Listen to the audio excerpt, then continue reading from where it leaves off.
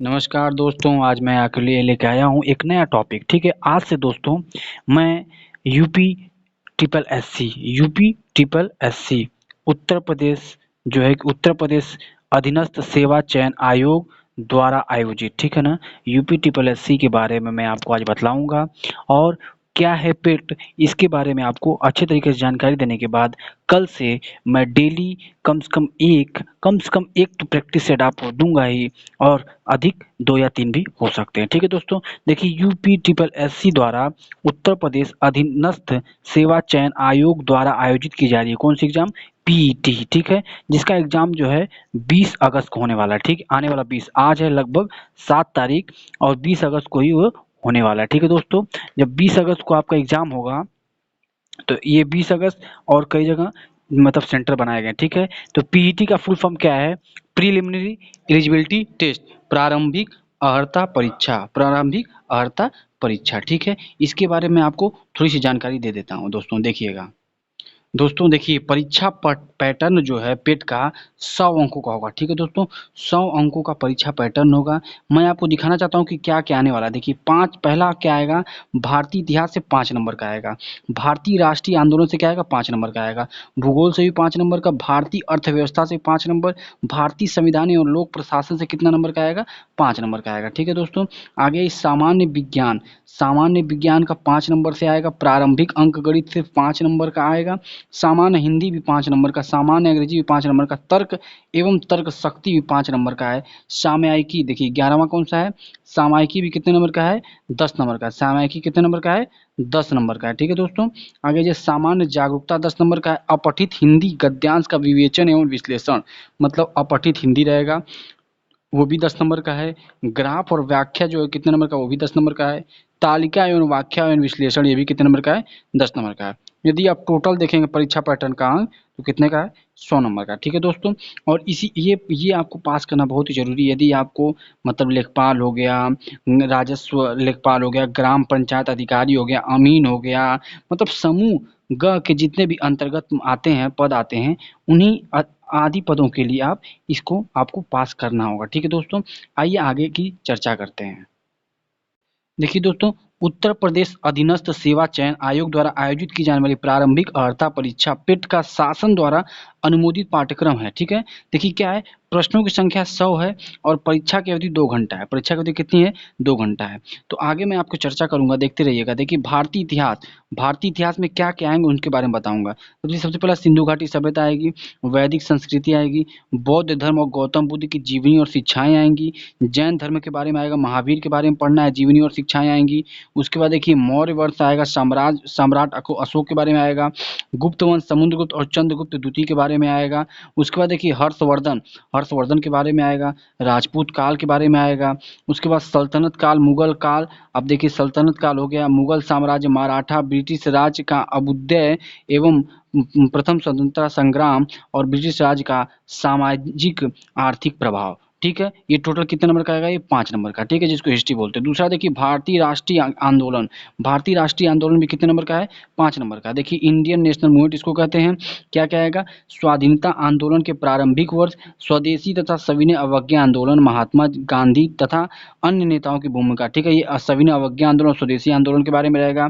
क्रांतिकारी आंदोलन तथा उग्र राष्ट्रवाद का उदय, ये भी रहेगा। विधायी संशोधन तथा ब्रिटिश इंडिया एक्ट 1935 ये भी रहेगा।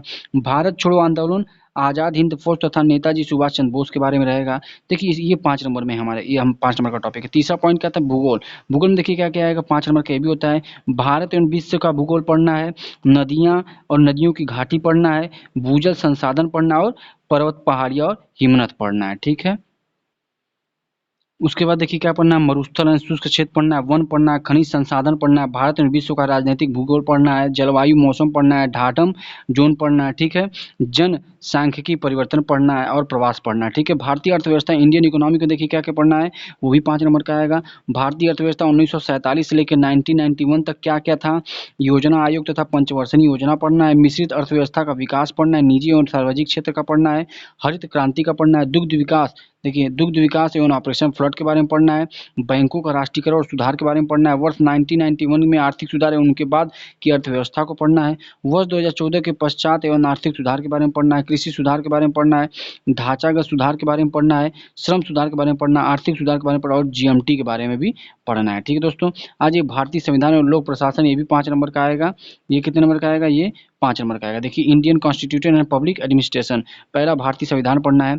भारतीय संविधान की मुख्य विशेषताएं क्या क्या पढ़ना है, राज्य के नीति निदेशक तत्व मतलब DYSP पढ़ना है, मौलिक अधिकार एवं कर्तव्य पढ़ना है, संसदीय प्रणाली पढ़ना है, संघीय प्रणाली पढ़ना है, संघ एवं केंद्र शासित प्रदेश पढ़ना है, राज्य केंद्र राज्य के संबंध भी पढ़ने हैं। उसके बाद देखिए क्या पढ़ना है, न्यायिक ढांचा न्यायालय उच्च न्यायालय पढ़ना है, जिला प्रशासन पढ़ना है, स्थानीय निकाय एवं पंचायती राज भी पढ़ना है। ठीक है, देखिए सामाजिक विज्ञान में क्या क्या पढ़ना है, प्रारंभिक भौतिक ज्ञान, प्रारंभिक रासायनिक ज्ञान और प्रारंभिक जीव विज्ञान, मतलब लगभग 9-10 के लेवल तक आपको पढ़ना होगा, जो कि 5 नंबर का आएगा। प्रारंभिक अंकगणित में क्या क्या पढ़ना है, पूर्ण संख्या पढ़ना है, भिन्न तथा दशमलव पढ़ना है, प्रतिशतता पढ़ना है, साधारण अंक गणितीय समीकरण पढ़ना है, वर्ग वर्गमूल पढ़ना है, घात घातांक पढ़ना है, औसत पढ़ना है। ठीक है, औसत पढ़ना है। सामान्य हिंदी में क्या क्या पढ़ना है, देखिए 5 नंबर का आएगा, संधि पढ़ना है, विलोम शब्द पढ़ना है, पर्यायवाची शब्द पढ़ना है। अब देखिए विलोम शब्द का मैं लगभग 250 से ज़्यादा मैं विलोम शब्द आपको पढ़ा चुका हूँ। आप मेरे चैनल में जाइए, उसको देखिए, ये समझ लीजिए इसमें से कहीं बाहर नहीं जाएगा। ठीक है, और सबसे पहले यदि आप मेरे चैनल पर नए हैं तो लाइक करें, शेयर करें और सब्सक्राइब करें दोस्तों। ठीक है, और देखिए वाक्यांशों के लिए एक शब्द पढ़ना है, लिंक पढ़ना है, समश्रुत भिन्नार्थक शब्द पढ़ना है, मुहावरे लोकोक्तियाँ पढ़ना है, सामान्य अशुद्धियाँ पढ़ना है, लेखक और रचनाएं गद्य और पद्य दोनों पढ़ने। ठीक है, सामान्य अंग्रेजी में देखिए क्या पढ़ना है, अंग्रेजी व्याकरण पढ़ना है, अपठित गद्यांश पर आधारित प्रश्न पढ़ने, ये भी 5 नंबर का आएगा, आप देख सकते हैं। उसके बाद तर्क मतलब रीजनिंग के लिए, रीजनिंग 5 नंबर का, वृहत लघु पढ़ना है, क्रम रैंकिंग पढ़ना है और संबंध पढ़ना है, जैसे फैमिली रिलेशन कहते हैं।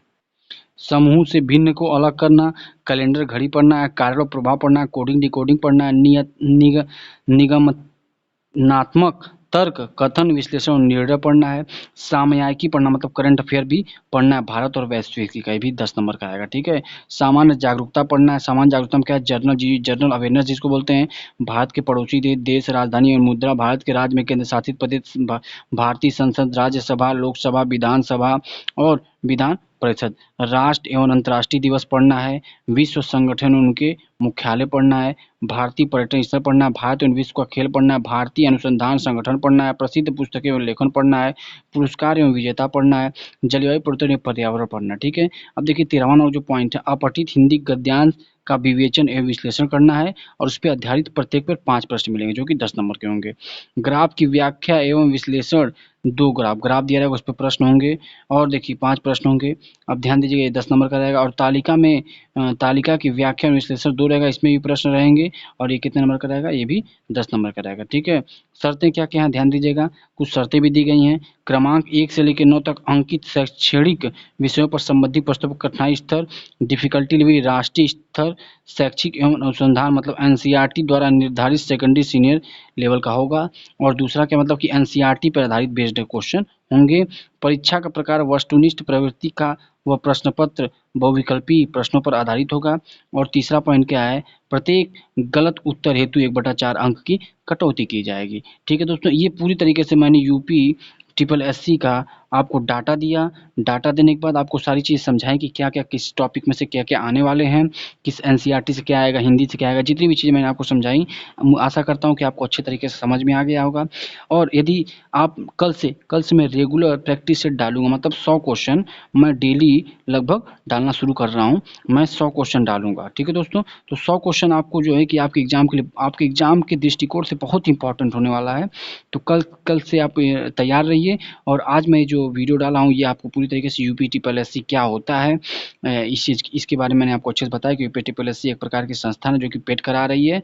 और पेड करने पे लोग जो है कि लेखपाल के लिए, राज्य चकबंदी के लिए, जो भी चीज़ें आने वाली उसके अंतर्गत आएगी, वो पहला इसको क्वालिफाई करेंगे तो फिर उसके बाद उनका वो सेकंड एग्जाम होगा, मतलब ये Tier 1 है, वो Tier 2 होगा। ठीक है दोस्तों, इसी प्रकार मेरे वीडियो को लाइक करें, शेयर करें, सब्सक्राइब करें और ज़्यादा से ज़्यादा लोगों को शेयर करें। और कोई भी बात अगर आपको समझ में नहीं आई हो तो कमेंट बॉक्स में कमेंट करें।